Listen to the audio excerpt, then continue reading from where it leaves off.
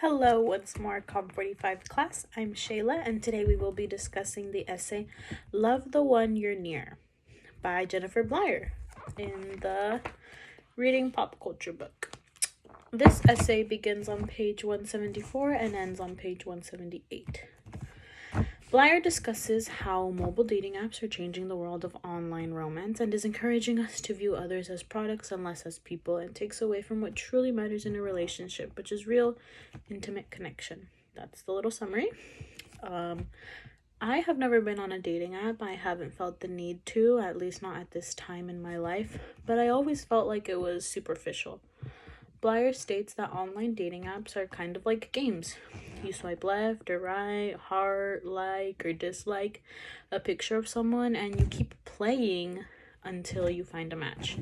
The GPS feature is also mostly used for hookups. Someone to spend one night or a couple of nights with, but nothing too serious or long term. You don't really get to know the person because of the little information given, like one-line quotes or some weird catchphrase. It doesn't go beyond what's on the screen. A very important point that Blyer makes is how Grindr was originally a hookup app for gay men. I personally had no idea about this, but this essentially began the hookup trend most dating apps have.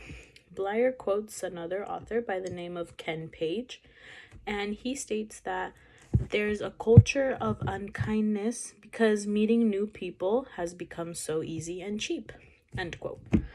They back this up by explaining that some people are already preparing for the next date while on a date. Instead of focusing on the date they are on, they are already searching for someone that is nearby and available, when essentially the whole purpose is to find a partner. Another point that I find to be true is how people tend to be more confident behind a screen. Logically, you text the person you meet on the dating app for some time before meeting in person just to make sure it's safe. This sets unrealistic expectations about communication in real life. Texting allows for thoughtful responses and more meaningful play on words, and could result in a personality that isn't shown in person and can often be disappointing to many. I've had experiences where people texted better than talking, and it takes all the fun away from the conversation because you can't look at them or enjoy their presence. But I've also been in situations where the person was an awful texter, but talking to them in real life was amazing. So in both ways, you can't really win, although I do prefer phone calls over texting. I like the quote she says on page 176 about how there is going to be uncomfortable silences. That's the nature of human communication, end quote. I like it because it's true. When you meet new people, it's not going to be a fun conversation, but it makes it all the better once you see them again and get used to being around them. First, you need to meet them and break out of the shell, and getting to experience that, I think, is fun. Although her disapproval of online dating apps is apparent, she isn't bashing dating apps. She just thinks that they should be used more responsibly in a kinder, wiser way.